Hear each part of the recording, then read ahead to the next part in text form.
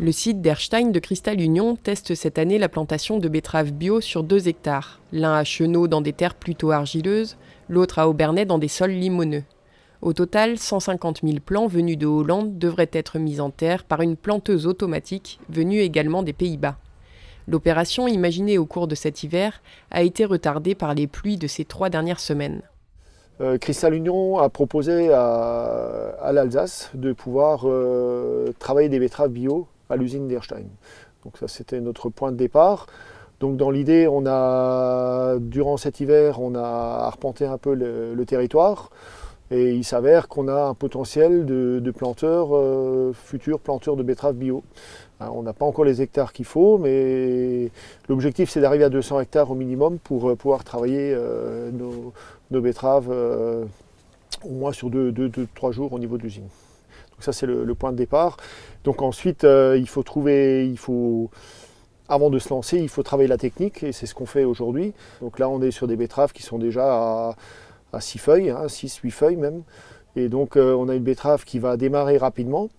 Ce matin, on a encore passé la RC tri pour faire un faux semis.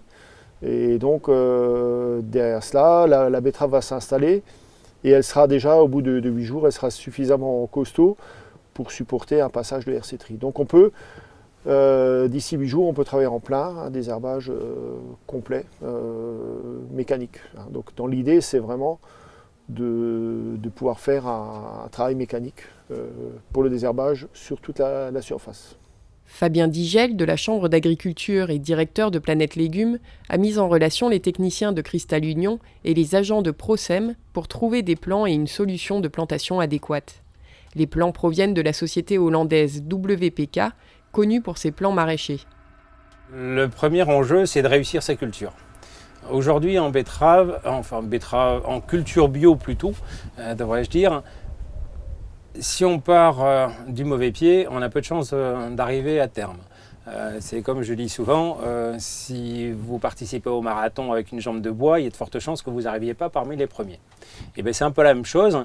Si on part avec un handicap, ça veut dire un semi-direct, on va avoir une levée de mauvaises herbes d'adventice au même moment que la culture choisie.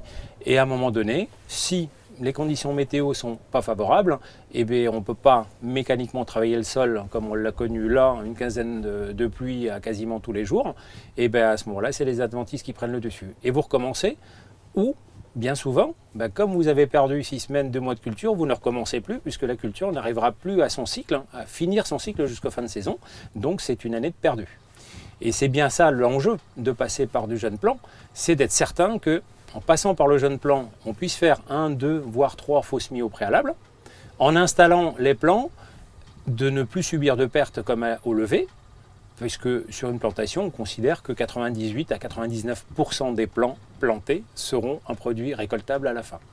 L'autre avantage qu'on peut voir dans cette technique, c'est que la betterave est très fragile au départ, notamment sur le parasitisme souterrain.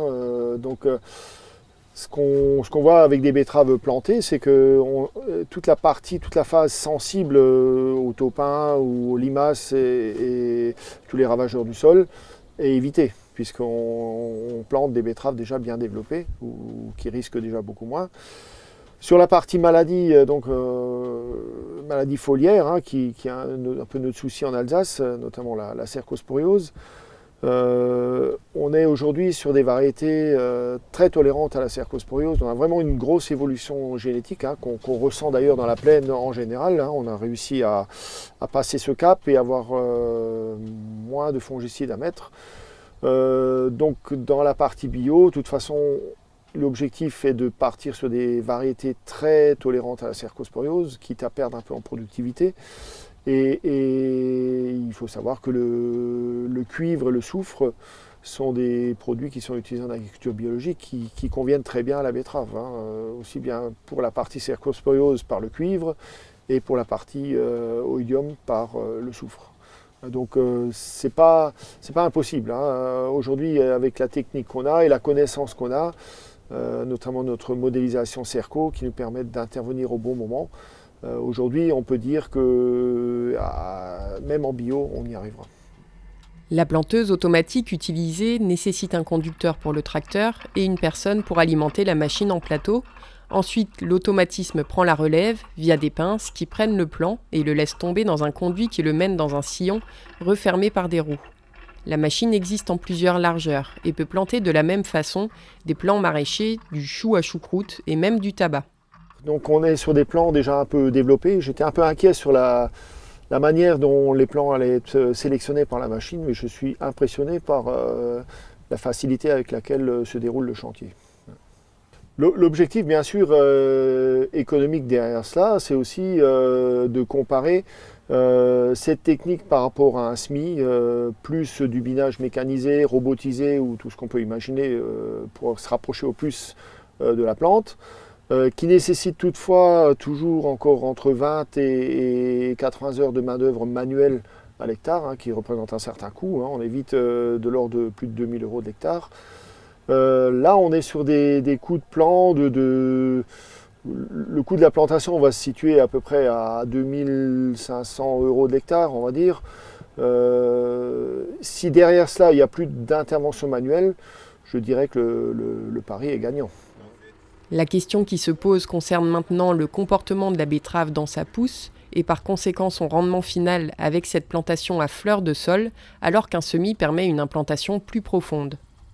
La betterave fourragère se plante parce qu'elle pousse un peu en superficie et ça fait un peu une boule. La betterave sucrière, on dit toujours que c'est la pointe qui fait le sucre. Donc une betterave doit piquer, c'est un beau pivot qui doit descendre.